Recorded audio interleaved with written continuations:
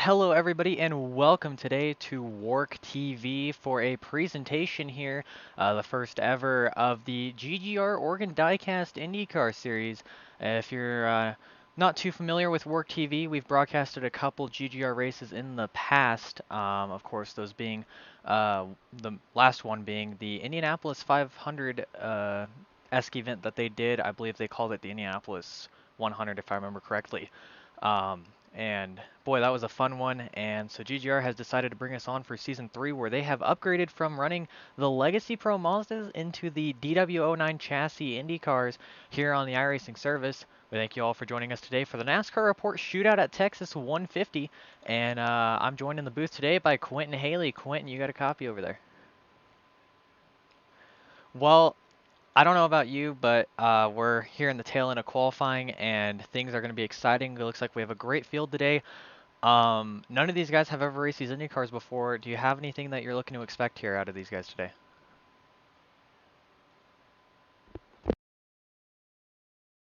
Stuff, and this is the first time they're stepping into a high horsepower, lightweight car. These Indy cars are pushing about 650 horsepower, and they're pretty lightweight. They got big old tires, and I'm expecting some really good throwback IndyCar racing.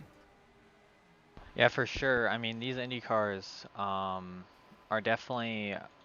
I mean, I don't really know what to say about them. I know they're just very chaotic here, as we see GGR's uh, all-time wins leader. I guess that's how I can put this here. Henry Clappert, reckon here at the end of qualifying, as it looks like we got 6 seconds left, and our starting lineup has pretty much been decided.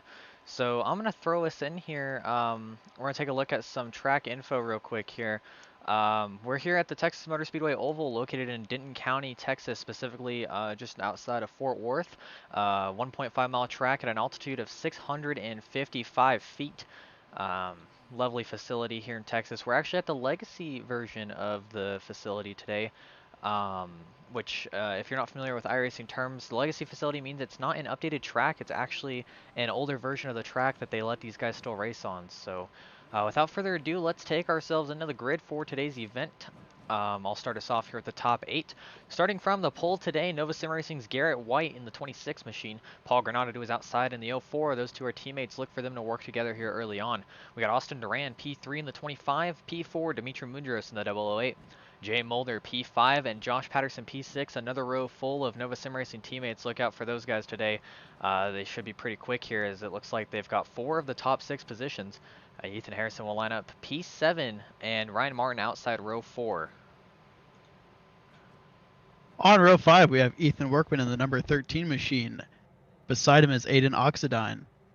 In row 6, we have Henry Clappert and Blake Kennedy. Row 7, Anthony Sharps and Nick Pena. Row 8, Dejon Hall and Scott Ferguson Jr.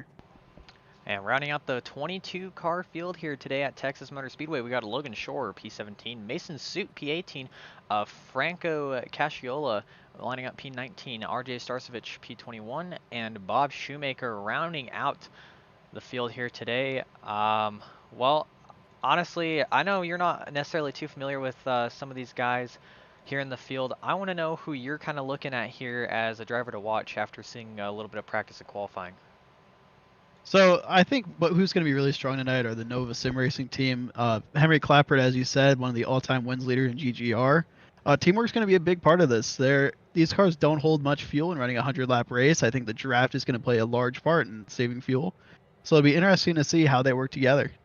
Yeah, so we got Nova Sim Racing, we got Henry Clappert. Definitely two big things to watch out for here. As Henry and I don't know, man. Henry Clappert is a very hard guy to explain. If you're a fan of Work TV here, you recall some of our broadcasts from last season where Henry Clappert was definitely more of a meme on the field here. But somehow in this GGR series, Mr. Clappert has, I want to say, 5 wins. All-time wins leader here. Ryan Martin is second on that list, and if you're familiar with Work, you know that those two have a combined 0 wins in the main Work series. So I guess they come here to GGR and they found their forte in open wheel racing, so that's always pretty fun. Quentin, would you like to go over the weather for tonight? Yeah, so the track is currently sitting at an 85-degree Fahrenheit temperature. The wind speed is 4 miles per hour. It's partly cloudy skies, and there is 0 humidity in the air, so we are not expecting any rain. Yeah, interestingly enough, iRacing hasn't quite added that rain feature in yet. Hoping to see it soon though, as we're gonna come around here to take the green flag. 100 laps for a total of 146 miles here, with an average lap time of about 26 seconds here at Texas Motor Speedway. As Garrett White, Paul Granado, Nova Sim Racing teammates rounding us around turn 4. Pace car pulls off, and the start of GGR Season 3 underway right here as they go through the restart zone. Garrett White, Paul Granado, wheel to wheel as we go through turn. Oh! Garrett White seemed to be having some trouble. I don't know if a suspension rod broke, maybe a control arm, but he just took Yeah, a hard yellow's left on that out. restart. I don't quite know what's going on. Oh, we got a wreck here. Austin Duran and Josh Patterson.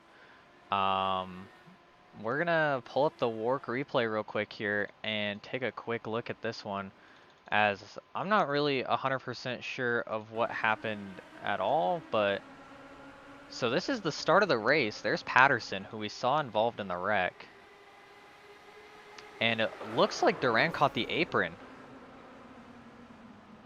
Looks like Duran just caught the apron, got a little loose, and then just nailed Josh Patterson, who was running that high line. Unfortunately, Josh Patterson just a innocent bystander there to Duran's mistake. Yeah, luckily for Patterson here, the GGR Oregon Diecast IndyCar Series, they do have one fast repair, as you see that thing a little yacht out, trying to get down the racetrack here. I'm not too sure what Josh is doing staying out here, but ultimately in all that chaos with Garrett A. White, we kind of missed that wreck happening as it pretty much unfolded right in front of our eyes. But Paul Granada, the early leader here in that 04, and what do you think is going through his head right now, seeing his teammate dip down to the grass like that early on? Well, I think he's just got a little. He's probably a little timid right now behind the wheel of that race car. You know, he just saw his teammate get wiped out. He saw his pole leader and his teammate, just veer to the left on that start. He's got to be a little concerned right now about the level of talent in this field.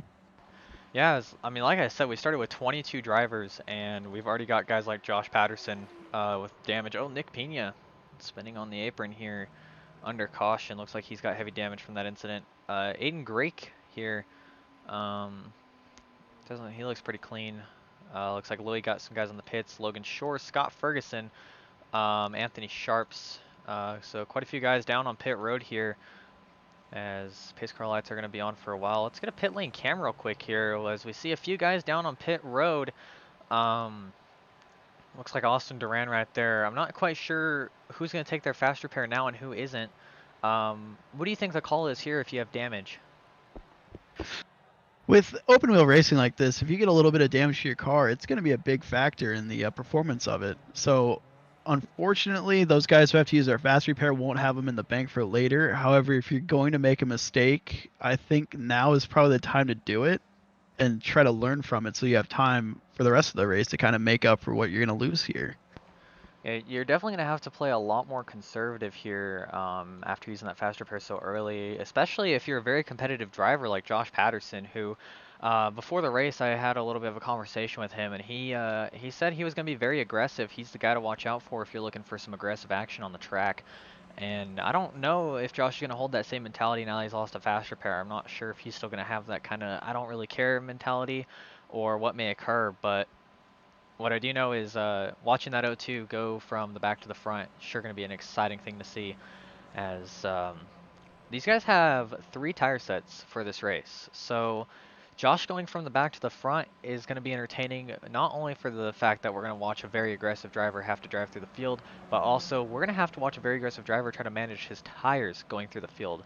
Because with only 3 tire changes up in the books here, you can only go about 25 laps for a set of tires. So You touched on this earlier. Josh Patterson is a very aggressive driver. He's shown that over multiple different series. And I don't really think his mentality is going to change all that much. It's usually a lot more dangerous to be at the back around some of the slower guys. So I think, probably one of the things that's going through his head is if I can just get back to the front, I can get away from these guys who might be a caution causer later. yeah, that's definitely something that Patterson is going to have to focus on here in that O2, as pace car lights will go out and Paul Granada is lining up pretty much inside the pace car here. Not too sure what's going on in the head of the driver of the 04 there, but Looks like we will go single file here, as Dimitri Mundros seems to be lining up in the, to the inside of Paul Granada. I'm not quite 100% sure what's going on here. Jay Mulder's out of line, but I believe they do have a single file start. Yeah, they're definitely single file here. I'm not, unfortunately, I do not 100% know if GGR is following the IndyCar rules in real life, but if I am correct, in real life, the IndyCar series does single file restarts for ovals, or they used to. So, not sure if GGR is following that protocol or if it's a GGR league rule in itself, but pace car lights are indeed out, so we will be going green here off of turn 4 on the cue of Paul Granada.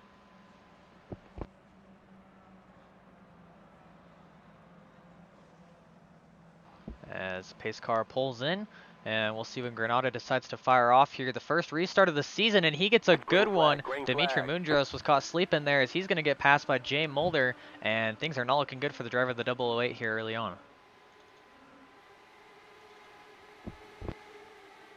Luckily, with these single file restarts, it's going to give the field a chance to kind of spread out a bit as we see one car get down on the apron and get a little loose.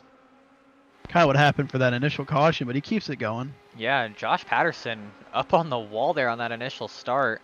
But early on here, the first lap under green flag conditions will be led by Paul Granada in the 04, as that 04 looks quick as they're side by side behind for P2 as Jay Mulder and Dimitri Mundros. Ryan Martin leading a train right here, right behind in P4. We have Ethan Harrison right there going side by side with him to the top, and Blake Kennedy right behind. We got some good 2x2 racing, and as you talked about, 4 sets of tires laying. I do think that they can afford to be a little more aggressive right now and try to fight for some track position, which will be pivotal in any green flag or yellow flag stops. And I'm really, as we see them 2x2. I'm really intrigued by this, honestly. I haven't seen too much of these Indy cars in action, so I wasn't too sure how they would function side by side here, but it looks like they're doing great so far. In fact, Ryan Martin is actually losing a little bit of time on the inside line here to the rear end of Dimitri Mundros, and Mundros wiggles a little bit here in the 008. It's going to be very important for those cars falling in the draft to just keep their front wings clean. I mean, the minute they enter the corner and they don't have any air going over those front wings, they're just going to get really aero tight. So that's going to be a big factor. As you see, I believe that was Harrison jumping out of line. Ethan Harrison, yeah, jumping out of line, just trying to keep that air going over the front wing. You see him kind of peek out, making sure he can just keep that downforce going over his car. And Paul Granada right now, couple car lengths in front of the rest of the field here. He is on a cruise right now.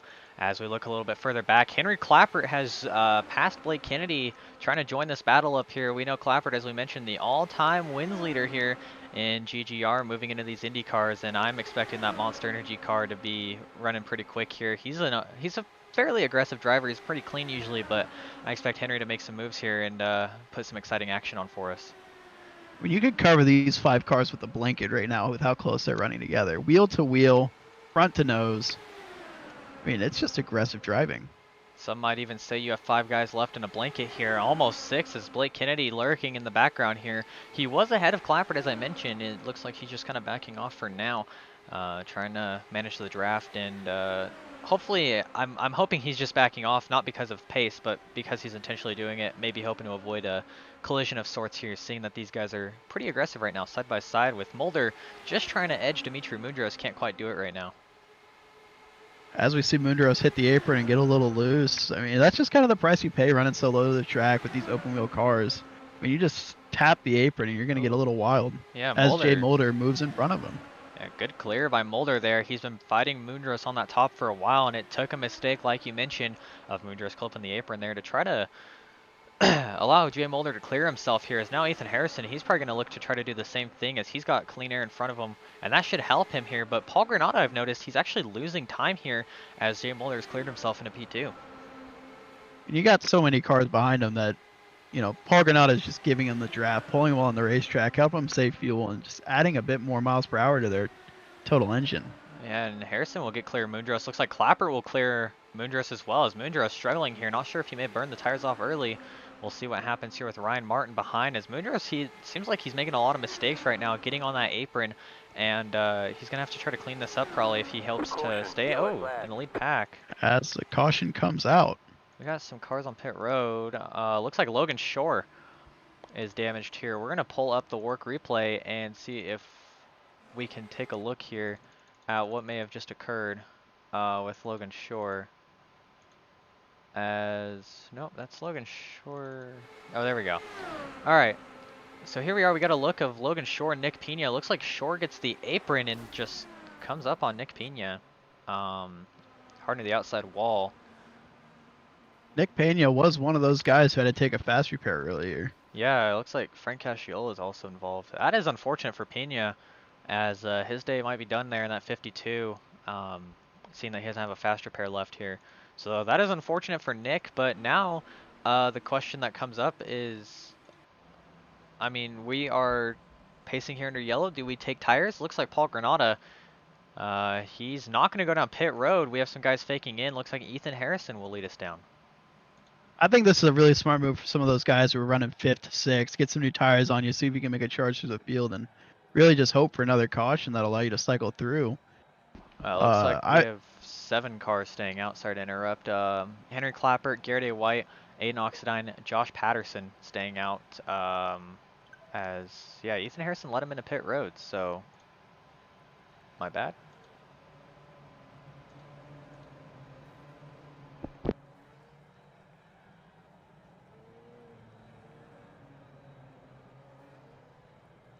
Yeah,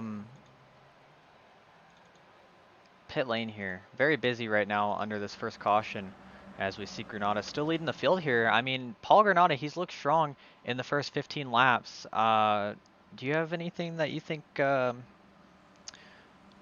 mean, do you think Paul's going to be able to hang on here? It'll be interesting to see how those guys who took new tires, which, if I'm correct, was the majority of the field, but Paul Granada staying out with some of his teammates, won't have that fresh rubber. Hopefully he can keep some heat in him during these caution laps. But he looked pretty quick off the jump on both starts and the restart. So if he can do that again, I think he's in a pretty good position and just control this field. I'm really interested to see how these old tires combine with the new tires. I mean, we have a pretty good chunk of guys who stayed out here. Top 6, it looks like, actually stayed out. So from Paul Granada to Josh Patterson, we are on old tires. Ethan Harrison, the first driver on new tires. And honestly, I mean, that second run was the longest run we've had so far, with 2 cautions under our belt here in the first 15 laps. Taking tires, I mean, do you think you used enough of your tires on that first run to kind of balance these things out? See maybe if these guys who did stay out are a little more on worn tires, or, I mean, who knows what happened, as I just heard a contact thing here. Not too sure what happened. Oh. Looks like his rear wing is completely gone. Yeah, Was Logan there Shore. contact under caution? Let's pull up Let's the bring up work our work replay. replay. Yeah, try to find this one out. So he's pacing here on the apron. Definitely has some damage. And Oh yeah, the car was already damaged. He had his left front tire up in the air, kind of doing a wheelie. It looks like he might have just got on the throttle a bit too much and it just spun around on him. yeah, that was definitely interesting here. As we see Shore still on the apron, Just trying to, yeah. limping it back to pit road. So pace car lights are out here, and we will see. Looks like we're actually doubling up for this restart. So, interesting to see the restart procedures here in the GGR Oregon Diecast IndyCar Series. But Paul Granada and Jay Mulder will be the front row. Henry Clappert up to P3, and I would venture to say that he has been the biggest mover so far. I'm really interested to see how Paul Granada hangs on here, as it looks like he blinked out and went ahead of the field. I don't know what's happening with Granada here. Paul's an Maybe he's just interesting trying to get some character. extra heat in the tires. Yeah, I don't know if he blinked out and moved ahead of the field a little bit or what, but looks like we're getting back behind the pace car now. So the 04 Granada back back in the lineup here as we wait for the pace car to just pull off here. Coming off of turn 4. It's a little menacing to see all these guys 2x2 in these Indy cars. with not as much experience on their belts here. But Granada, Mulder, and Garrett A. White, all teammates. Let's see how they work together here around Henry Clappert. Green flag. And exactly how I thought, Clappert's caught sleeping, but it looks like somebody, I'm not sure who it was, somebody spun into the grass. I didn't quite catch who it was. Aiden Grakey is really slow here, no caution. Oh, we might have a caution. No caution for whatever's happening with Aiden Grakey there, as they have completed a lap here under green, and the top 5 still together as we see Grakey still on the apron there. Really interesting strategy choice by Josh Patterson. You know, he had some damage early on, and then when the option came out for him to take tires, he chose track position. I think that was a smart move. I don't know if he took tires when he fixed that damage, but you can see it's working out really well for him right now as you got a bunch of teammates lined up. Yeah, I was going to say, noting your previous prediction, Nova Sim Racing is 1, 2, 3, 4, and then you have Henry Clappert 5th. Those are the 5 guys that you pretty much said were going to be the 5 to look out for. So I find it interesting to see here that they are the top 5 by quite a bit, as P6 is Ethan Harrison. He was the first car on those fresh tires, with Kennedy 7th and Mason Suit P8 here. Dimitri Mundros and Ethan Workman in another pack. Those guys ran out the top 10 here. Yeah, this is one of those times now. The field is pretty spread out. You have teammates working together. Now is the time for you to focus on saving your tires and saving fuel. Those two things, if you can save them the right way, they will allow you to just put miles on the field, both during the race and during caution. Yeah, and I'm interested to see here how well these Nova Sim Racing guys work together. As Henry Clappert, he's trying to leave the Nova Sim Racing guys, maybe try to split Patterson and White so he can get in the middle of this train here, as Mulder and Granada move up the track, and Henry Clappert, he looks like he's just trying anything to try to get something on this Nova Sim Racing team. But right now, the top 4, I don't think they're going to be able to get him here, as Clappert, he's holding on the outside. He has a lot of clean air in front of him, but unfortunately, ooh, Patterson gets the apron. Clappert might be able to split Nova here. Yeah, Josh catching the apron there really put him on the back foot. As you can see, he's kind of straggling in between the 2 packs. It'll be interesting to see if the pack behind him can catch up and pretty much swallow him. Yeah, that was interesting. I don't think I rarely see Josh Patterson make a driver mistake, especially one that big that cost him to lose the front pack. Henry Clappert doing a great job here on the top side, really working his way around. He's actually side by side with P2 now, Jay Mulder. I'm not sure what Clappert's strategy is on those old tires, but he's trying to make it work. He's just not really side drafting enough, and I think that's costing him potentially even more positions. Yeah, we've seen for the first couple laps here, we've seen that the top can roll. I'm just interested to see how much the tire degradation is going to be compared to the bottom lane here. And Henry running by himself right now, he's going to burn a lot more fuel than those guys in the draft. Yeah, and I believe, if I recall correctly, the field run is about 44 laps as Jay Mulder's dropping behind the pack here. Not sure what's going on with Mulder. But Henry Clappert now going side by side for the lead with Paul Granada. Who would have thought this was going to happen here? 26 laps in, Clappert and Granada side by side for the lead. And Jay Mulder really dropped back. He went back to that second pack and just started kind of running in front of him. I don't know if he got scared of what he was seeing out front. No offense to the drivers up front, but if I see Henry Clappert and Paul Granada side by side, I think I'm usually trying to get away from that. Looks like Garrett A. White, he's going to try to go 3 wide here. Clappert left too much room, and they are 3 wide for P2 here. Yeah, as you said, those top 4 are very aggressive drivers and willing to lay it down all on the line right here. So early in the race, and I'm just curious how these teammates are really going to race around each other. Garrett A. White and Henry Clappert to the outside lane. Paul Granada, Josh Patterson to the inside. I was going to say they're 2 by 2 here, but Patterson said, screw you, Paul. I know you're my teammate, but I want this lead here. We noted it. Patterson, one of the most aggressive drivers, and he definitely is making it known from last to first here as long as he leads this lap. And it doesn't quite look like he'll complete that challenge quite yet, but he's definitely making a mark to try to do so. It took a lot of discipline out of 4 to run 3 wide like that, though, and kudos to all 4 of those drivers for keeping it clean. Yeah, they are really doing a great job here. Is now Henry Clappert. He saw what Patterson did. Patterson forces Clappert below the white line. Clappert very maturely will lift instead of trying to force his way in there, excuse me. As honestly, I'm a little surprised. If I was Clappert, I would have just kept my foot in it. I wouldn't have let Patterson shove me to the white line like that. But Clappert definitely one of the more mature drivers in the field. At least smart enough to understand that he could lift in that situation. As Patterson grabs the apron there, Granado will clear him, and that's going to bring both of these packs together here. As Jay Mulder inadvertently may have screwed his teammates dropping back like that. Yeah, as you said, a really mature move out of Clapperton, and he is the most winningest driver in GGR history, so I'm not really surprised by Oh, that. contact. Looks like Mulder washed up into Clappert a little bit. Not sure how that'll affect Clappert, but the battle up front is interesting here. 3 wide for a moment for the lead, and they're still 3 Three-way wide. down the back straight. We'll see if Granada can use the side draft to his advantage in the middle lane, as Garrett A. White really not pinching him down there.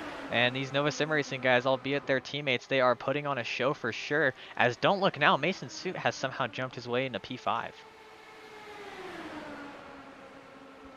These drivers are just giving it their all right now. It's pretty early still in the race to be racing so hard, but I am happy with the amount of aggression because it's just great for the Yeah, fans and I great for mean, yeah, TV. Granada shoving Patterson below the white line. Patterson, very ballsy driver here, if you can use that term. He'll keep it down below that white line. He will enter a corner down there. He does not care. Very much one of the more talented drivers in this field, so he can definitely hang on to stuff like that. As he actually gets the apron more and more there, that'll allow Granada to get the run off the corner here, as he'll clear Garrett A. White, and now they'll be side by side for the lead. As no, Garrett A. White goes to the middle. There's still 3 wide for the lead. I know that the Nova Sim Racing team president must be just chewing on his fingernails out of anxiety right now. He's got all of his Oh, race cars Clapper in racing the so hard. grass. Clapper in the grass keeps it straight though, Yeah. In but fact, drops back big. he's going to be swallowed up Lost a here lot of by position there. Harrison and Kennedy, with Moondros on the top side and Workman right behind. It's turning into a pretty big pack here, so we're still 3 wide for P2. Mason Suit, what a move by him. He's up into second place here. Oh, Wiggles.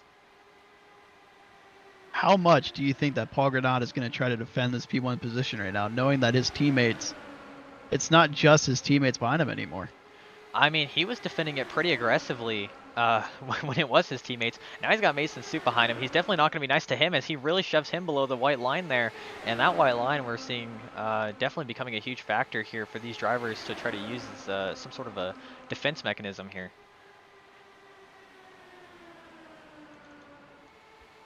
Oh, 3 wide for the lead still. I mean, I definitely on this run, most of it's been... Oh, Paul Granada! A contact! The yellow flag is out. Looks like Paul Granada just caught that apron and just shot up the track, took out a few drivers with him. Oh, wow. That'll happen when you're driving that defensively. I really would like to see the replay here, as we're coming off a 3 and 4. Notice they went back 3 wide on the front stretch. I'm just trying to see here. Did Granada just go down on the apron on his own? Oh, he definitely caught the apron, tried to keep it down there. Oh, clipped Suit and took flight. Kind of grinded upside down for a second there. Luckily that the back of the Indycar is a little bit raised up, so no head damage there. Luckily this is virtual racing, so definitely not too much to be worried about on the virtual side of things, but that really changes the whole scenery of how this race has gone, because Granada was definitely the figure up front there to start this one off. Now we have Josh Patterson in the lead. What are your thoughts on that, Red Quinton? Well, that was just a really rookie mistake out of Paul Granada clipping the apron like that. He had ran a lot of laps 3 wide at the beginning there, and just to see him clip the apron like that when he had plenty of space to move up is just kind of irregular. Yeah, I was pretty surprised to see Paul Granada get the apron like that, and then the way he slid, I'm just really confused. I've never really seen that move out of Paul Granada here as we got to watch these guys enter pit road. Now we get to see who leaves first, as that's a bright yellow car. Looks like Though that's pretty much the whole field came down. Josh Patterson, bit of a longer stop here. yeah. In fact, taking a look here, Josh Patterson spent 32.1 seconds in pit lane there. That is interesting for the O2, as we see just a couple guys still there. Actually, that might still be Josh Patterson on pit road. I don't think his pit stop is updated. Patterson may be taking some damage repairs or something, as we see Logan, or no, that's Garrett A. White coming down pit road right there. So Nova Sim Racing kind of giving up the lead here as we see Dijon Hall. That is a lapped car. He's out here trying to get the wave around. Ethan Harrison currently P1, Jay Mulder P2, Duran third, Blake Kennedy fourth, and Ethan Workman rounding out the top five. Interestingly enough, we've gone from Nova Sim Racing dominating the top five to Outlaw Racing actually dominating the top five here as Harrison leading this race. Blake Kennedy and Ethan Workman P4 and P5. So Outlaw Racing now takes 3 of the top 5 spots here.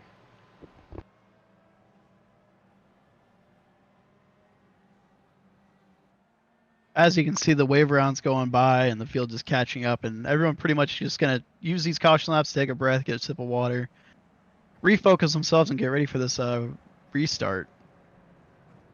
Very interesting though. Josh Patterson stopped being so long. That's really gonna put him on the back burner here, and he's gonna have to fight for a lot of positions if he wants to get back to the front. Patterson's still on pit road. He is. Wow, I don't know what's going on with Patterson. I didn't see any damage or anything there, so not too sure what's going on with the O2 machine there. In fact, the only Nova Sim Racing teammate left up there in the top 5 is the 51 of Jay Mulder, and he's probably wondering what's going on as we saw the 26 come down pit road a lap late. Josh Patterson's still on pit road. Paul Granata, unfortunately, the cause of that incident. What do you think could be going on through Jay Mulder's head now? It's definitely a change of scenery here. The atmosphere is completely different. With his teammates, he probably had a more comfortability fighting for this lead. Now he's kind of all alone. What do you think is going through his head right now? Well, we saw him in that last green flag run kind of drop back from his teammates and join that other pack, so I don't know if he's really scared of working with other cars. However, abandoning his teammates like that, I wouldn't be surprised if there's some questions at Nova Sim Racing on Monday morning. Yeah, luckily Nova Sim Racing is, believe it or not, the chairman is Paul Granata, so I think any of the questions that might be brought up by the chairman of Nova Sim Racing will unfortunately be how can we get rid of the apron at Texas Motor Speedway, because that seems to be what caused some problems for them today, as Harrison and Mulder will go 2x2 here on the front row. Pace car lights are out. We're going to go back green this time by. This is Ethan Harrison's chance. He hasn't started on the front row yet, so he's got some stuff to learn here about, restarting with these Indy cars, and we'll see how adaptable he is. Yeah, real quick, I'm going to pull up some mid-race info here. 61 laps to go here at Texas Motor Speedway. 3 cautions only, as we had a pretty decent green flag run that last time by. 10 laps under caution. We've had 6 total lead changes so far. Honestly, a little bit more than I expected, but I'm honestly not too sure what I did expect out of this race. Kind of just some single file racing, but I guess we have some excitement here as Ethan Harrison fires off here in the restart zone, and he'll take an easy lead here going into turn 1. Mulder will quietly come clear himself down into P2. Duran, Kennedy, and Moondros will round out the top 5. A really good start out of Ethan. He must have picked up on what Paul Granata was doing there early in the race and just took those lessons and applied them to his own restart here. As we see the field kind of single file spreading out, everyone should have topped up on fuel, so I'm not sure what kind of fuel strategy everyone's playing. But for the most part, everyone in the field's got new tires, so they'll be pretty equal here. Yeah, I am definitely intrigued by what's going on here with Harrison leading Mulder. Duran P3, Kennedy P4. I mean, these guys trying to single file it out for now. Maybe be a little bit more calm than those Nova Sim Racing guys were. So I think that's where all the interest comes in here. Is how calm is this top 5 going to be compared to the last? Is Jay Mulder still showing some of that aggression from the Nova Sim Racing battle early on as he peeked to the inside of Harrison for a moment. Couldn't quite get anything to happen right away though. I find it interesting how Ethan Harrison on the back straightaway is pulling toward the inside and not moving out towards the wall. I don't know if he's trying to break the draft, but he's really not being unpredictable enough to really phase out those guys behind him. Yeah, no, I don't know. I think it's one of the coolest things in motorsports, especially with Indy cars. I don't know if you noticed this on the back straightaway, but all these guys trying to stay in line here, try to stay in the draft. They swooped from the top to the bottom lane for a moment. I thought that was a really cool scene. As we see, Jay Mulder peeking to the inside. Yeah, It looks like he might get Kennedy to the on. outside. Kennedy tucks back in behind his teammate. Yeah, Kennedy and Harrison trying to work together here. The 2 Outlaw Racing teammates up against Nova Sim Racing's Jay Mulder. as we'll see how these Outlaw guys work together here. Kennedy trying to peek a little bit outside, trying to make sure he doesn't get arrow tight in these things. As we mentioned earlier, these things can really get arrow tight really fast. And looking behind here, looks like there's a pack, second pack forming here with Henry Clappert leading it. I saw a decent amount of cars hooked up together here, but they're side by side up front for the lead, 2x2 for the top 4. In fact, actually, it's 2x2 for the top 6 with Mason Suit kind of just back here. Looks like now he's side by side for a moment with Dimitri Mundros, or excuse me, that's not Mundros, that is Aiden Oxidine in the 4. I haven't seen too much of him today. I'm really impressed by the talent on the field so far. GGR has been known in the history to be kind of, for lack of better words, it's pretty aggressive driving, kind of a lot of wrecks, but they've kept it really clean so far. As we see one car get up into the wall, clip it, but he keeps it going. Kennedy. Yeah, GGR was definitely known for the aggressive driving style that you mentioned, and honestly, I was a little surprised that we're moving into these cars that definitely have a lot more horsepower, a lot more engine to them, and I thought more speed would mean a lot more wrecks, but so far they've kept it fairly clean for what the expectations were entering today. You know, this is their first time running these 650 horsepower cars, so they might just be tiptoeing around a little bit here in this first race as we see them go 3 wide into turn 3. Yeah, Mason Suit really pinching down on Jay Mulder here for the lead as Ethan Harrison lost the top spot there for a moment. Mason Suit, what a run for that 56 as he will power himself up to the front. And we're still 2x2 for the top 6 here. Yeah, Harrison looked like he wanted to move up there, and somehow I never even noticed it. Henry Clapper is up here in the lead pack on the inside. I'm telling you, I don't know what it is about these open wheel cars and GGR, but something magic happens every time Henry Clapper steps into the sim racing seat here, because I don't know how he's so good in GGR, but he just makes things work, and he's definitely always going to be a guy to watch out for here in this league.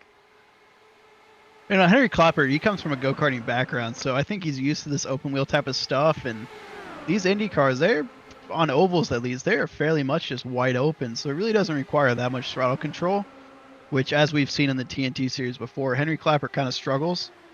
So I think right now, between the open wheel and just kind of being wide open, I think this is Henry's mix right here. In fact, Henry, and he's really fun as he moves into P3. He's been trying to get under that 4 car, who's having a little bit of a network issue here. The 4 does not seem like they want to move to the top side, and I've noticed the 009 looking pretty antsy there, as unfortunately he couldn't get to the top in time as Ethan Harrison took that line away.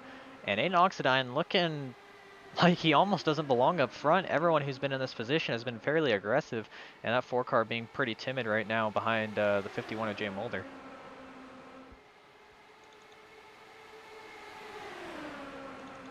As Ethan Workman will now go to the inside of his teammate Henry Clapper, as Workman trying to get up to the 77 of Ethan Harrison, trying to work with him.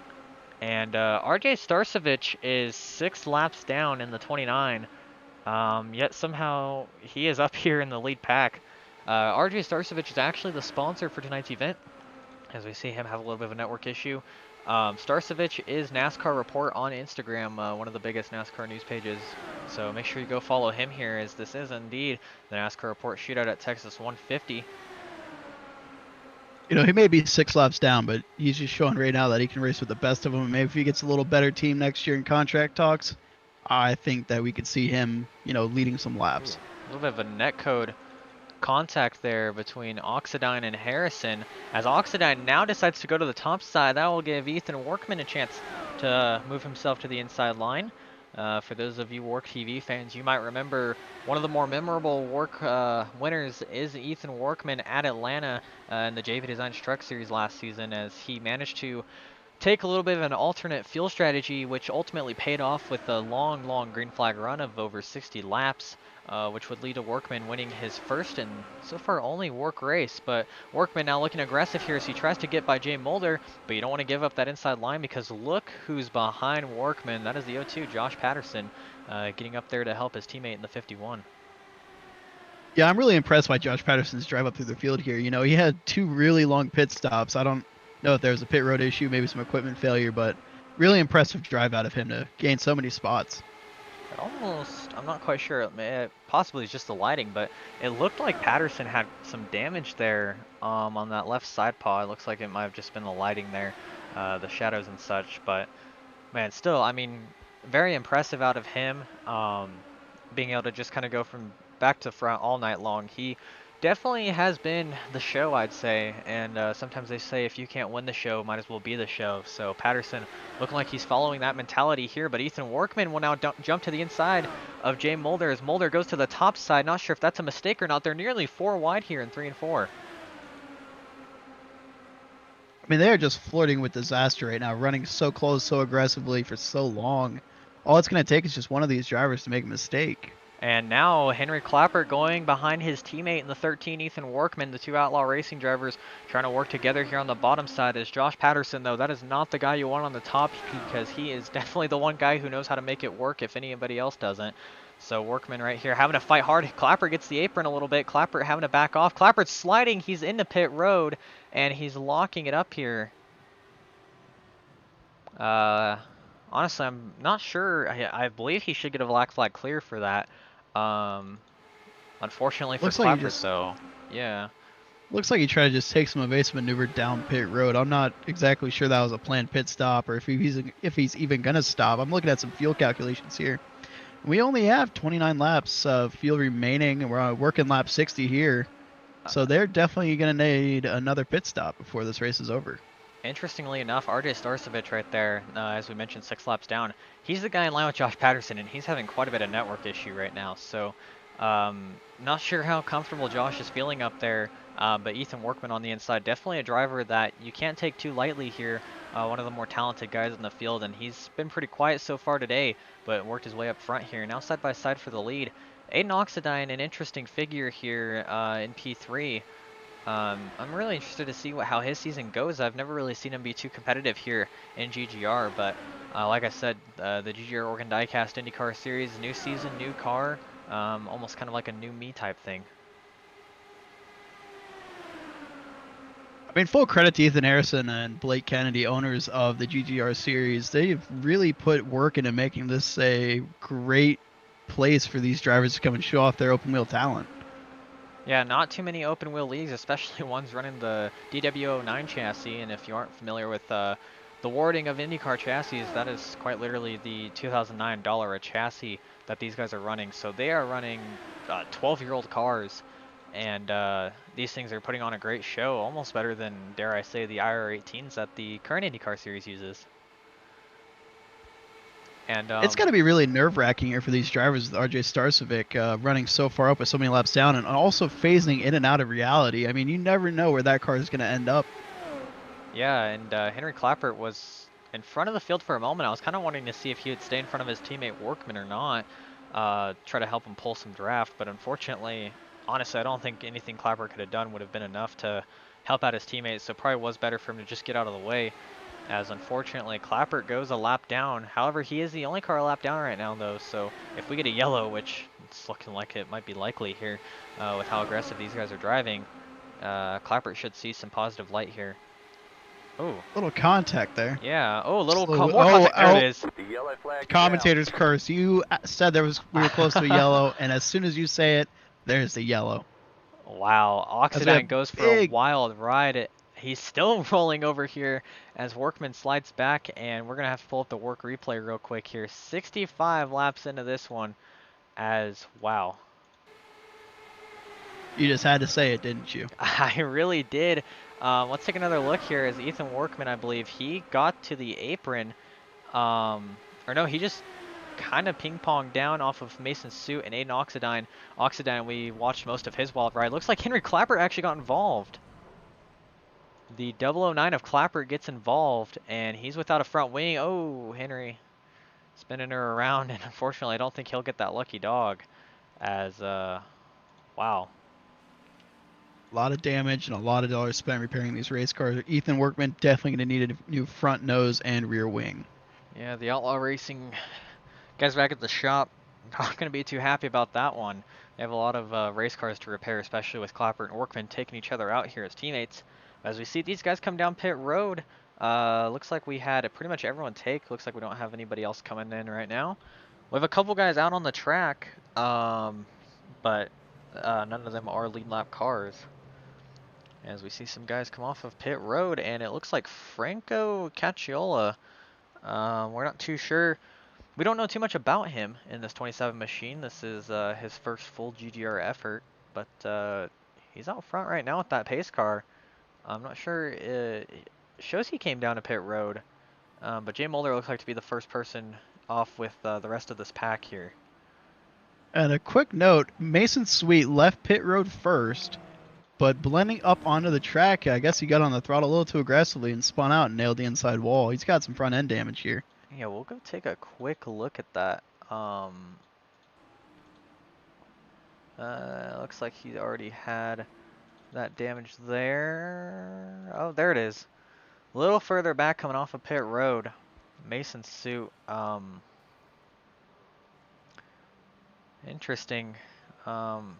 Whatever happened there at the 56, I guess pit road is not his friend here, and unfortunately I mean, if he has already used his fast repair, that is a pretty sucky way to end this race for him. Self-spinning yourself coming off the exit of pit road, but Jay Mulder will, I guess, take the lead off of that mistake from Mason. And let's get one more mid-race update here while we're under yellow. 34 laps to go here. That was just our 4th caution of the night. We've had 11 laps under yellow, 13 different lead changes, as we've doubled it nearly in the last 30 laps or so. What are your thoughts so far on the racing we've had for the lead? We've had definitely a lot more aggression when the Nova Sim Racing guys were up front, slicing and dicing, making it 3 and 4 wide. But overall, I think the racing for the lead has been pretty good. What do you think? Yeah, it's been amazing racing so far. I'm really impressed by the skill and talent of this field. I really expect coming into this a few more cautions. You know, as we've talked about before on this broadcast, these are really high horsepower cars compared to what they have been running. Nova Sim Racing, Outlaw Racing, they're doing great jobs just when they get to the lead, staying in the lead. Really impressed by the amount of times we've gone 3 wide, especially in a turn 3, and been able to, keep those cars straight.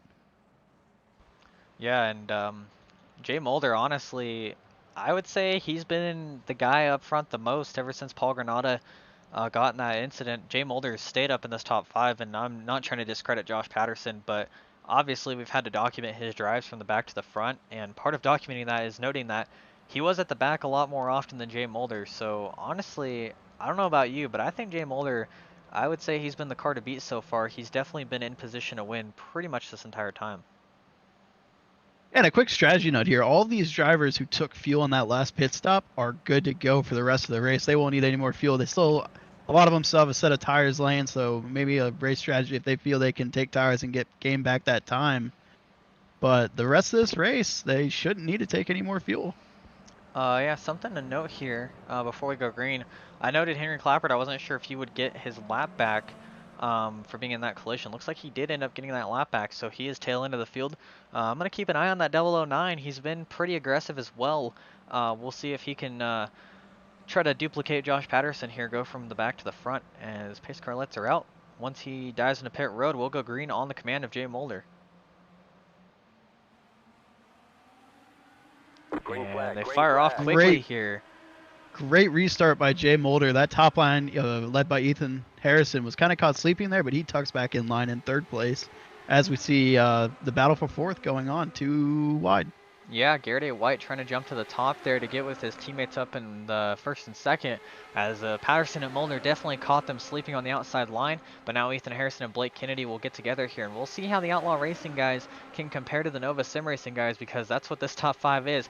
Outlaw versus Nova. These guys have dueled it out in several different leagues on several different occasions. This one no different here, side by side. Harrison leading the charge for Outlaw and Mulder leading the charge for Nova. I wouldn't be surprised if things get really dicey up front if Josh Patterson drops to the back here. I mean, he's already taken his fast repair. I don't really think he can afford to take damage unless he just wants to stick with his teammate and see if they can luck into a win here. Yeah, we're trying to definitely figure out what Patterson's mentality is, and honestly, he's definitely unpredictable when it comes to that because, as we've noted, I mean, he's so aggressive. He's already used that fast repair, but do we really think that's coming across his mind right now? I mean, he's got a Nova Sim Racing teammate in front, and he's got 2 behind him because I just noticed Paul Granada has cracked his way back into the top 5 after that incident earlier, and this one might be shaping up to be an exciting end here. Yeah, so in the top 5, we have 4 Nova Sim Racing cars. And then we have Ethan Harrison of Outlaw Racing just riding around the top trying to make something happen here. But I just want to touch on it real quick. Josh Patterson, he's always been an aggressive driver. I remember when he did the 24 hours of Nürburgring with Dark Horse Racing. He always puts the race on the line, always pushing as hard as he can, and And I speaking of think we're putting the really race seeing on the that pay off line, tonight. he got on the apron there as you were mentioning that. Yeah, for sure. He definitely likes to be aggressive, put the race on the line, whether it's night or day. It doesn't matter for that driver of the O2. He's going to be balls to the wall. And unfortunately, it doesn't look like it's working out for him now because his teammate Jay Mulder, side by side with Ethan Harrison here, is Harrison taking it to the Nova Sim Racing camp here, trying to take the lead here off of 4. We'll see if he can side draft his way around. I mean, we have 12 cars right now under the blanket in this lead pack here. And I'm really worried for some of these guys. They might reach the dither point and just kind of lose it on that apron. You never want to get close to that dither point, that's for sure. And these guys being 2 by 2 several rows back, we might definitely see them hit that dither point at some point here. Now, Quentin, enlighten us as to what the dither point is. So the dither point is the point when you are steering a car where you've steered to the point where the tires are not giving you any more traction on the turn. So when you're driving your car and you go to full lock and you don't feel your wheels turning more than they should be, that's the dither point. Yeah, and definitely trying to see some guys make sure that they don't get there to that point. Great job, Quentin, analyzing that for some of our more casual racing fans here tuning in tonight on Work TV. As Mulder gets back to the inside of Ethan Harrison, and somehow Dimitri Mundros, he's come from nowhere. He is second car in line on that top side here. And Mundros working his way back up towards the front where I believe he started P5. So definitely moving his way up there as we see a car go on the apron. That is Austin Duran. He does not want anything so far of this lead pack here, as don't look now, but I noted going from the back, Henry Clappert moving up into P9. Again, just want to stress how good of a show these racers are putting on. I mean, they're just doing an excellent job keeping their cars straight, Oh, racing cleanly for the most part. As we get one car below the apron, he keeps it going straight. yeah, it's Garrett White. Um, definitely trying not to do what his teammate did, where he ultimately swept up the racetrack, but unfortunately that kind of checked up Clappert, Duran, Kennedy, and some others back there, and that'll cost him a little bit with the lead pack. Hopefully these guys being side by side, though, will grab some more guys in, as Harrison and Mundros trying to just take it on the top side here. They're the only two up there, though, so I don't know. That inside line, they might have the run depending on how good the help is from behind. As we go through 3 and 4, Mundros is really peeking out on that top side here, trying to get some clean air. Harrison not really pinching down too hard, and Josh Patterson, I mean, he is nearly pushing Jay Mulder, nearly bump drafting him like he is a NASCAR Cup car. Unfortunately, Josh Patterson knows exactly how it goes because in a GGR race, back when they ran the Pro Mazdas, the first Indianapolis 100 that GGR put on, Josh Patterson was trying to enlist the help of Henry Clapper to push him to the win. Josh Patterson said, and I quote, "Henry, push me off the corner." Henry gave Patterson a push, and I don't know if you noticed this in open wheel cars, but they don't really have bumpers, so you can't really push in open wheel cars. Patterson definitely firsthand knows that experience, and so he's definitely probably got that in the back of his head right now as he's trying to work his way here with Jay Mulder to bring Nova Sim Racing home in victory lane. We have 20 laps to go here, and we are still side by side, too deep for positions 1 through 4. I mean, this is just really impressive, and I am awestruck by the level of maturity these drivers are showing.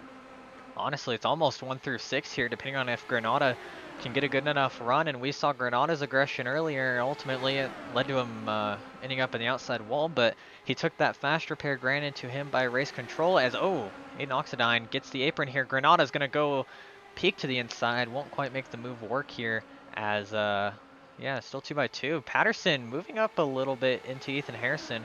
I believe he's trying to break the outside line here, try to get Harrison off the outside line, to be honest. Ooh. Josh Patterson moving up to split those teammates. Yeah, interesting here. I mean, you definitely want to make sure that the guys aren't helping each other, but I'm not sure if you're a teammate that you want to leave your help to go ditch the other guy's help, especially, I mean, in the situation of Mundros and Harrison. where they're just two guys running the top side here. But Henry Clappert, he's going to go up the middle, make it 3 wide here. Patterson, Oxidine, and Clappert for a moment were 3 wide. Clappert backed it down back to the inside line, but it's getting aggressive up front here as Harrison's trying to hold on. And Aiden Oxidine, he's kind of looking all over the place here. Patterson will dip back down to the inside here. Try to help Jay Mulder. Yeah, in that backpack, there was a little bit of contact, but everyone kept it going, so the caution wasn't thrown. I'd say that's a great call by the GGR officials to Ooh. not throw a caution. Yeah, Anthony Sharps spun around back there. Looks like Blake Kennedy kind of on his own, but unfortunate for Sharps that he. The yellow flag is out. Caution's As I out say now. that, the caution comes out. Sharps is around again. Oh my, we have a lot to go back and look for here with Anthony Sharps, as I'm not really too sure, honestly, what happened to him here. So, as you mentioned, contact here towards the back of this pack. This is coming out on the back stretch. I'm trying to figure out when this caution, or excuse me, when the contact actually occurred here for Sharps, as it could have been in the corner, it could have been on exit of the corner, not really sure. It looks like he braked for something, checked up. Yeah, I don't know. It looks like he just checked up, and the cars behind him were just kind of caught sleeping, weren't expecting a big checkup like that, and just ran into the back of him. Yeah. Really unfortunate, but it doesn't look like Sharp has all that much damage, so he might be able to keep it going here. Really interested to see how the caution came out. Looks like he pulled onto the track, pulled back off, and then maybe they threw the caution for him, or what are we doing here?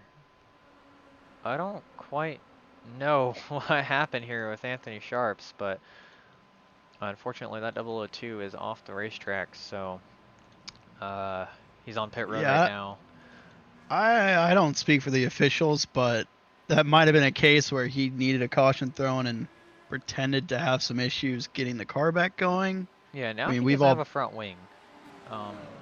That's going to be big on his aero. I mean, he's not going to have as much downforce and not going to have as much drag, so really that thing's going to be a bit of a missile here. And interesting to note, Ryan Martin, second on the GGR all-time wins list at 4 wins, I believe. He's back on the lead lap here in that 09 car. So interesting to see if Ryan Martin can make something happen here. He's been fairly quiet so far tonight. So we're trying to see if that 09 maybe has some in him here the last 15 or so laps that will be going green. But so a big decision right now between these drivers on if they take tires or not. You know, they've been going through this whole race, collecting data, seeing if the tires are necessary. Yeah, we'll see here on our pit cam. Mulder leading the charge here.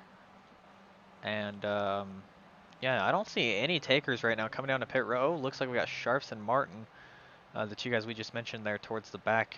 Sharps not having a front end, or front wing, excuse me. So definitely interesting here.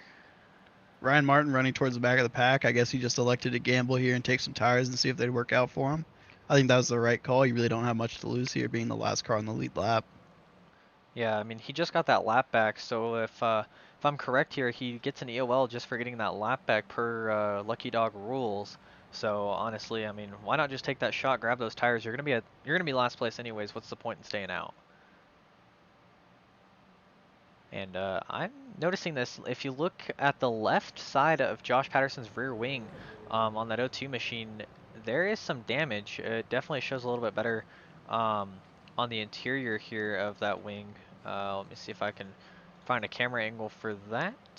Right about here. There we go. On a third-person camera, I don't know if you see that there, but Josh Patterson with some rear wing damage here on that O2. Yeah, that's got a little kink to it. He must not feel like it's going to be very detrimental to his performance. I mean, he could have came in and see if his crew could have banged it out a bit, but he must be feeling pretty confident. I mean, he's got his teammate in front of him, so maybe he just didn't want to abandon Jay Mulder to the wolves behind him as we get the one to go here. Yeah, I mean, obviously, if your teammates, you're going to try to work together here.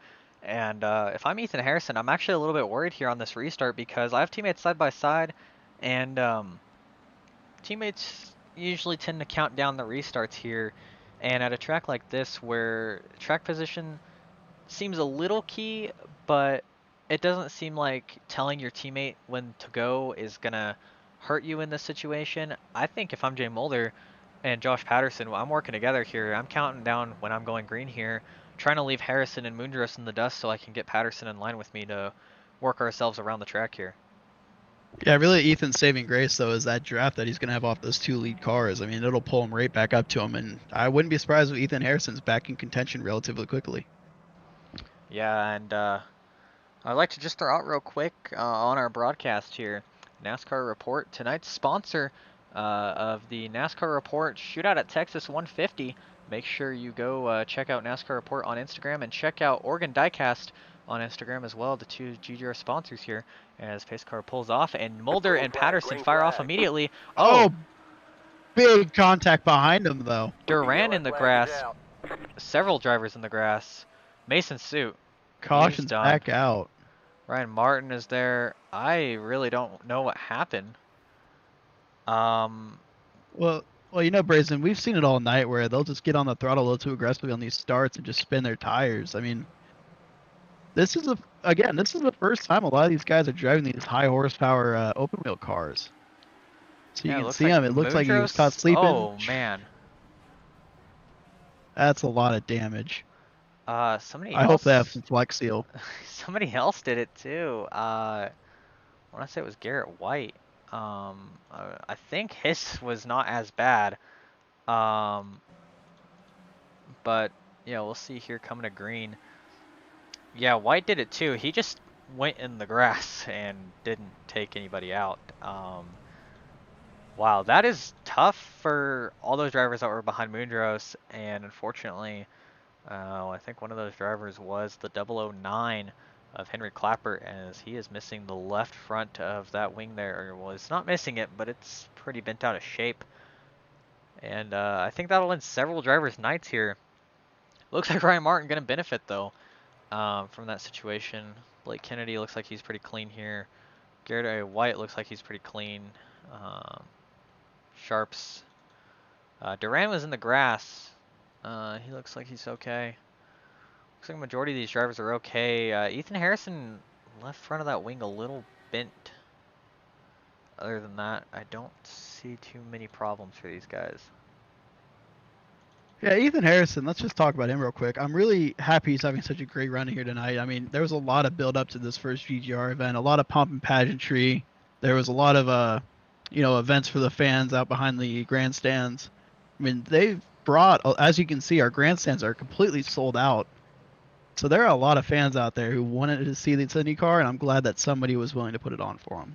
Yeah, and in fact, if I remember hearing correctly, I heard one of the drivers actually went out and met one of the fans at the fan zone in the front, and none of the fans even recognized him. So definitely a way to get GGR up on the map here tonight, putting on a show like this for the fans here. As I don't know how Ethan Harrison managed to get these grandstands packed here in Fort Worth, Texas. I don't even know if the Texans know too much about open wheel racing, because in real life, the IndyCars, honestly, they don't seem like they bring that much of a crowd, but Ethan Harrison sure bringing one for tonight's event here in the GGR Oregon Diecast IndyCar Series, and they're putting on a show for these fans, definitely a memorable one for sure. I do know that on social media, Ethan Harrison was at Kroger handing out flyers for this event, so that must have been a big reason why we have so many fans here. And, I'm just really happy that we'll probably see the series grow, and hopefully these drivers will figure out these IndyCars by the end of this championship here. Yeah, that's right. You mentioned it, Ethan Harrison, grocery bagger by day, GGR IndyCar driver by night.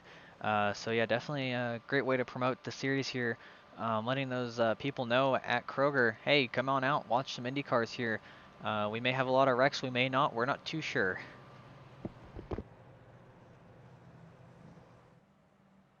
It will be interesting to see here. I mean, we got 9 laps to go.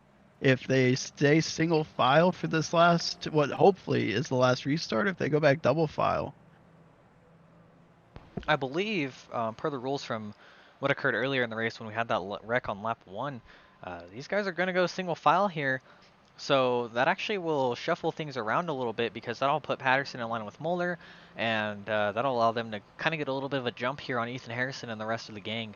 As I want to say, it looks like of the 22 drivers we had left in this thing, we have 13 left on the lead lap, and quite a few with damage. In fact, Henry Clapper actually got his front wing repaired, so the 009 may not be hurting too bad after that incident with Moondros.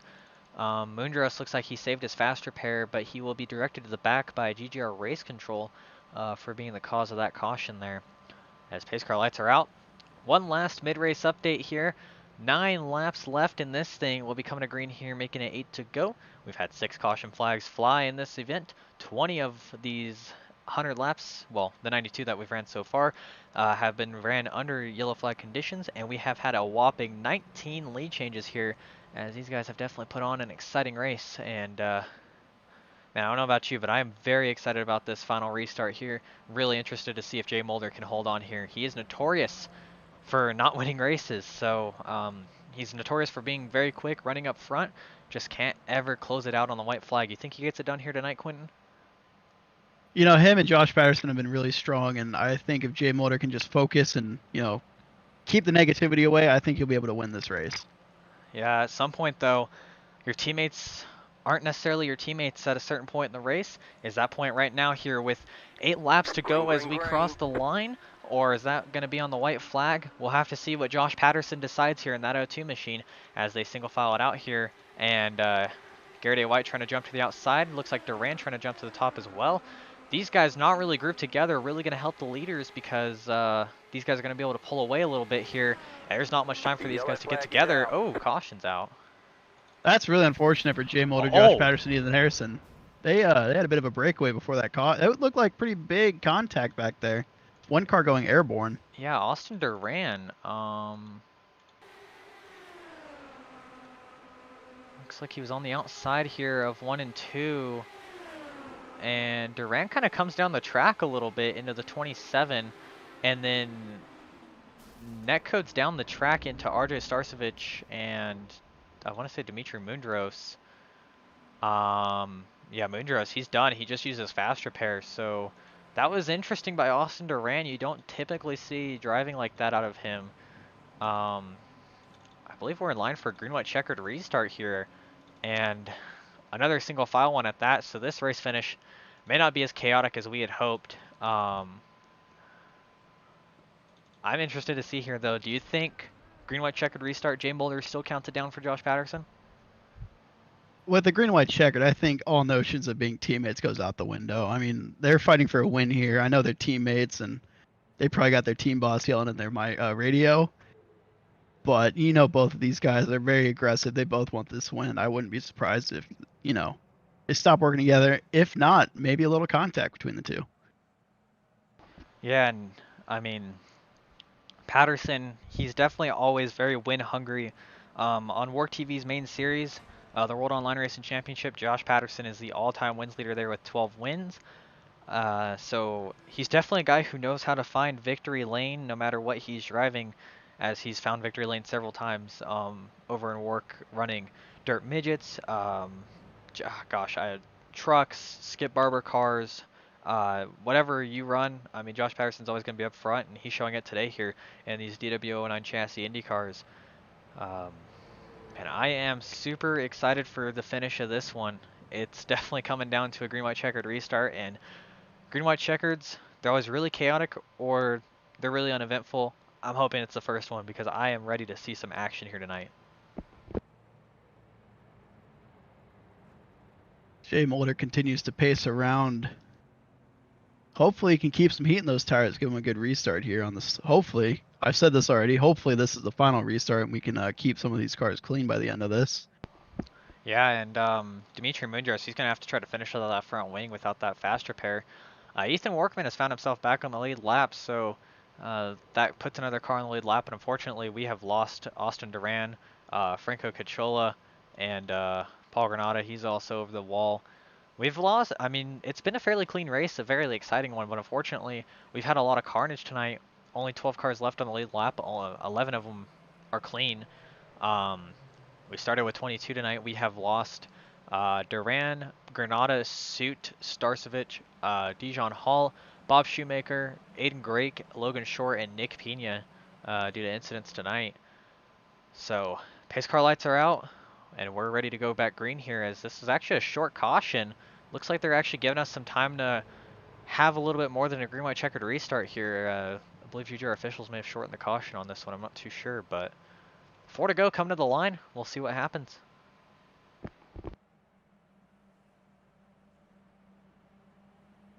As the field comes out of turn 4, the pace car is getting ready to duck off. Jay Mulder, he's thinking about this restart. Got to keep his cool, got to keep his calm. Pace car's off. Mulder fires off well. Green flag. Once again, Patterson gets off. Harrison does More not. contact. Aiden Oxidine, Anthony Sharps, it looks like. Oh, Workman. Clappert. Oh, man. Oh, man. Well, the old adage goes, cautions breed cautions, and that's really what we're seeing here tonight. Jay Mulder with another great restart. But at some point, I think he might fry his tires and start to chunk them out a bit. But hopefully he's got enough rubber left in those things, enough life where he can maintain this lead. As we got a lot of radio communication between drivers, I know there's a lot of emotions right now, a lot of anger. Hopefully we don't see any of that boil over on pit road post-race.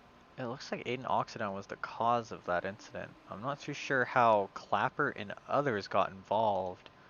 But it looks like Oxidine was the car up ahead who flipped, or not flipped, excuse me, he spun. So this is through 4 coming to the green, and we're going to try to ride with Henry Clapper here on a third-person camera as he sees the smoke. Oh, looks like Sharps comes down into Martin. Clapper gets involved, nowhere to go for him or Ethan Workman.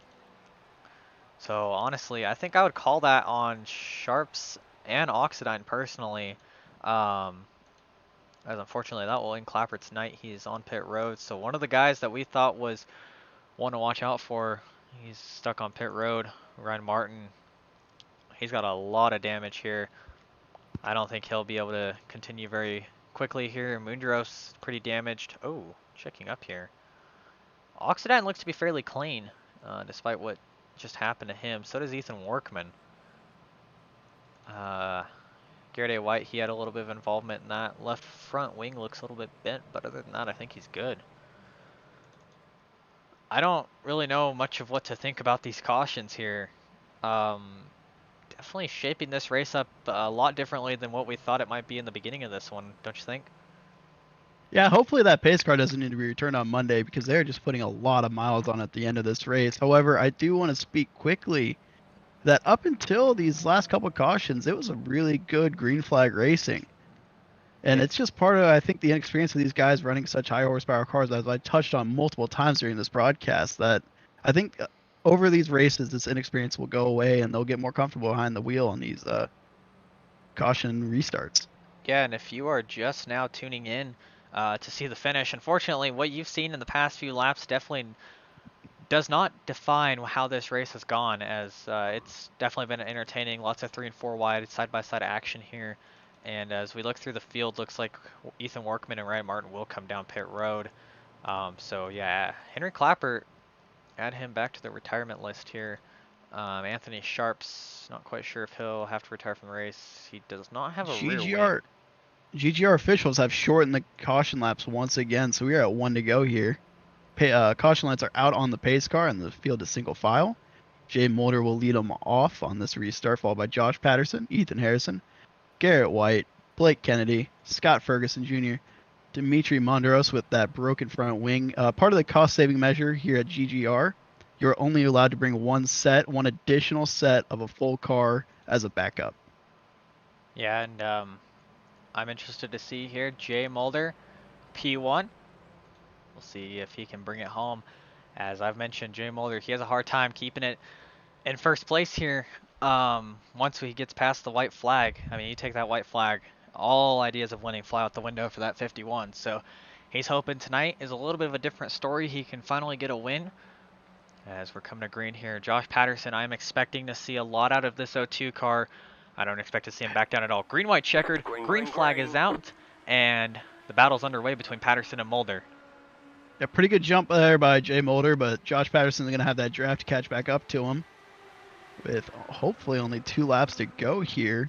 We see Dimitri kind of struggling. I mean, we knew without a front nose that he was going to be lacking some downforce.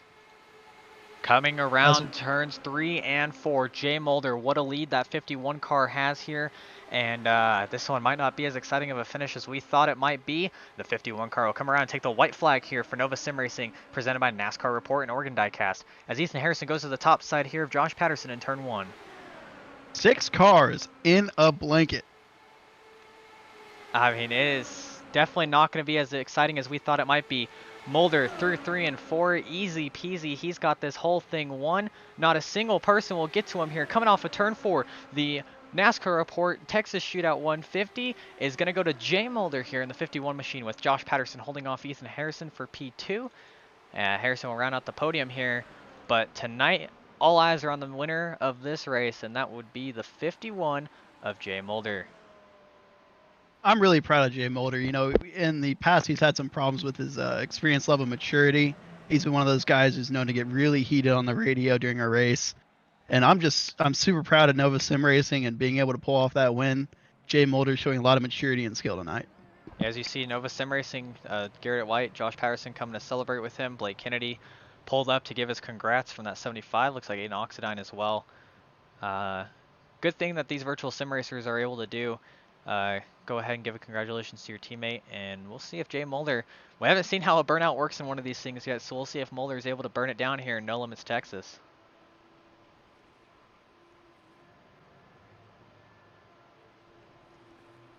I hope that engine's not going to be used next week because he is just burning it down right now. Those tires are worth nothing at this point.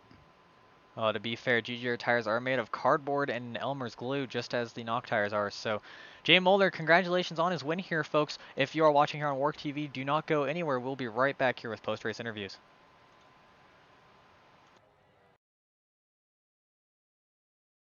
The field is rolling on the back straightaway. Get ready. This is going to be tight.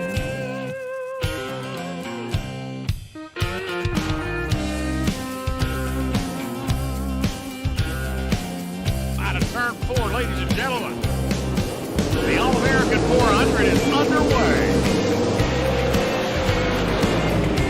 Gotta be careful. The bumps here can get you every time. Entering the corner, exiting the corner.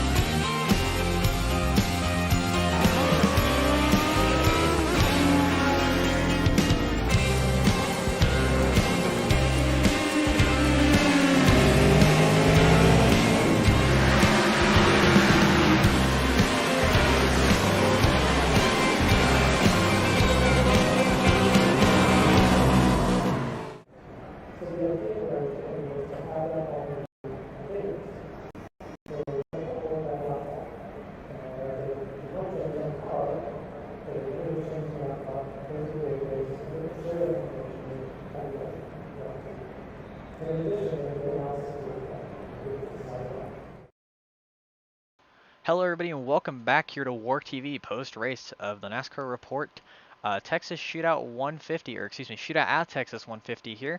We're glad NASCAR Report was able to come on board for tonight, and we're glad we could be here in the GGR Oregon Diecast IndyCar Series. Make sure you go check out Oregon Diecast on Instagram at Oregon Diecast and NASCAR Report on Instagram at NASCAR Report. As we are going to bring Jay Mulder up into the booth here to celebrate his victory here. Jay Mulder, you're in the Work TV booth, buddy. Do you have a copy? Yeah, I gotcha. All right, Jay. Well, 38 laps led tonight. Definitely was an interesting night for you. I said about 3/4 of the way through the race, I thought you may have been the guy to beat. What do you think it took out of you to consistently be in the top 5 for tonight? Yeah, I mean, unbelievable race and such a fun league that we got going on here. And, you know, from the start of the night, I was just hoping to be there at the end, give myself a shot, be in the top 5. And, like, at the end there, we took the lead with about, I don't know, 30 so laps to go after pit stops.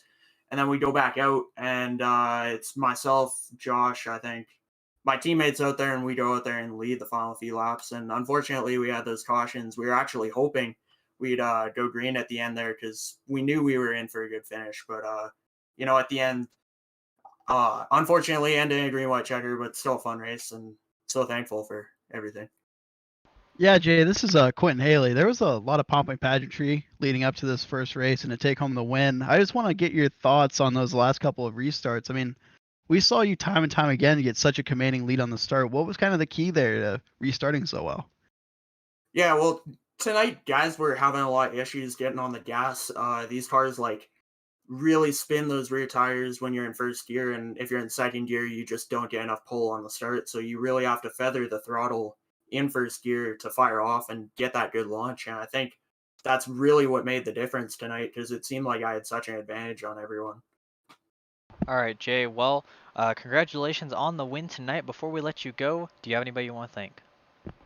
I just want to thank the Nova team, Dunk Pools, Elite Performance Industries, Circle B Diecast, my parents for supporting me in racing and stuff like this, and Ethan Harrison for putting the league on, you guys for broadcasting, and hope everyone has a great night.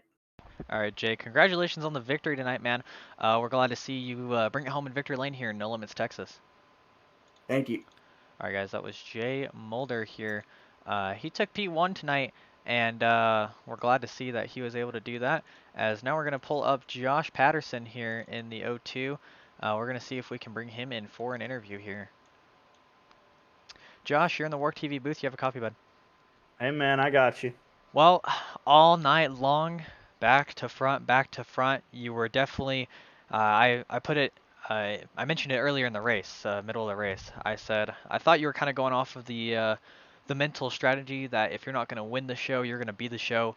You definitely stole a lot of the spotlight tonight here on our broadcast. Unfortunately, though, come up one position short. Do you think there was anything different you could have done on that final restart to get to Jay Mulder and make a move on for the win? Well, plain and simple, I got an awful restart. So, yeah, I mean, it allowed Ethan to get a lot closer to us than we wanted, and just threw me out of a chance for a win. I mean, the gap between me and Jay was over like almost a tenth and a half compared to the gap to Ethan, which was 9/1000. So, yeah, if I would have gotten a better restart there at the end, I think I definitely would have had a better chance. But I'm still really happy to get 1-2. I mean, the teamwork was fantastic all night. Unfortunately, Paul couldn't make it to the end, but the other three of us, 1, 2, and 4. So I don't think you can get much better than that. So yeah, Nova Sim Racing was incredible today.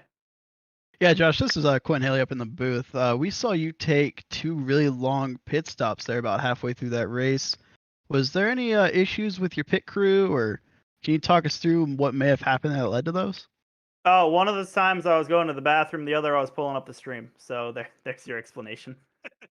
All right, Josh. Well, unfortunately, you come home one position short, but a great start to the GGR Oregon Diecast IndyCar Series season for you. Otherwise, before we let you go, do you have anybody you want to thank tonight? Yeah, I gotta thank everybody at Nova Sim Racing, Jay, Paul, Garrett. Amazing teamwork they pulled today, and just coming home with these great results. I gotta thank Ethan and Blake for running the league. They do a great job with this, and I'm excited for a new season to begin. And here comes the sponsor list: JP Designs, Belfour Property Restorations, NTN, Endurance Distributions, Vulture Racing Engines, Work TV, Dunk Pools, the NASCAR Hotspot, Circle B Diecast, Patriot Clutches, EVC Automotive, YouTube Mr. Ocean CM3882, Henry Clappert, Iris 95, and everybody else that I forgot. I gotta thank you guys, Brayson and Quentin, for commentating this, giving us a good show to watch during the race and afterwards when we go back and look at this. And I gotta thank everybody on track for giving me a great race, some fun battles, and a really good time tonight. All right, Josh. Well, congratulations on P2. As I've mentioned, one position short, but maybe next week you can go get him and take home P1. Yeah, for sure. That's the goal. Thanks, Bryson. All right, that was Josh Patterson, folks. P2 tonight. We are going to have to try to find Ethan Harrison real quick here and bring him in. Ethan, you're in the Work TV booth. You got a copy, buddy. Yeah, what's up? All right, Ethan. Well, you were definitely a thorn in the side of Nova Sim Racing all night long as you were really side drafting them there throughout much of the race, and 15 laps led tonight. Good run for you and your Outlaw Racing crew. I asked the same question to Josh. Do you think there was anything different you could have done there late in that race on that last restart in order to try to put yourself in position to win tonight? I think I did everything I needed to do to put myself in position to win, but I didn't really get any help. I had a bunch of Nova teammates lined up on the bottom, so I couldn't really go anywhere. But I was feeling like if I had some help, I probably could have got the J, but it was still fun no matter what. Yeah, Ethan, this is Quentin Haley up in the booth. First off, congratulations on this first race as a series promoter. I think you did a great job. We had some really great green flag racing there. And my partner up here in the booth, Brazen Collins, already touched on this, but how strong were those Nova racing cars, and really, what did your team need to do differently? I mean, I didn't really notice the teammates working together that much until the end right there, but I mean, they were fast. I felt like I was fast. I mean, I just think it was just a fun race today. I feel like we kept a lot of cars in the race, as more than I thought there would be, and so I'm just proud of all the guys, all the drivers for showing up and being there today and putting on the best show they could. All right, Ethan. Well, podium finish for you here to open up the GGR Oregon Diecast IndyCar Series. Before I let you go, do you have anybody you want to thank tonight? I just I want to thank all the drivers who are here tonight for helping make my dream come true of being able to run leagues and get all this stuff broadcast. Thank you guys for being here. You know, without you, this probably wouldn't be possible. So, thanks. All right, guys. That was Ethan Harrison, P3 tonight. Thank you, Ethan, for the shout out there. And unfortunately, that will do it for tonight here from No Limits, Texas, as we have unfortunately come to the conclusion of this race, as you see by that checkered flag up in the top right corner. Um, I think it was a blast, Quentin. I don't know about you, but I had a lot of fun up here. What are your thoughts here as we head into the next race?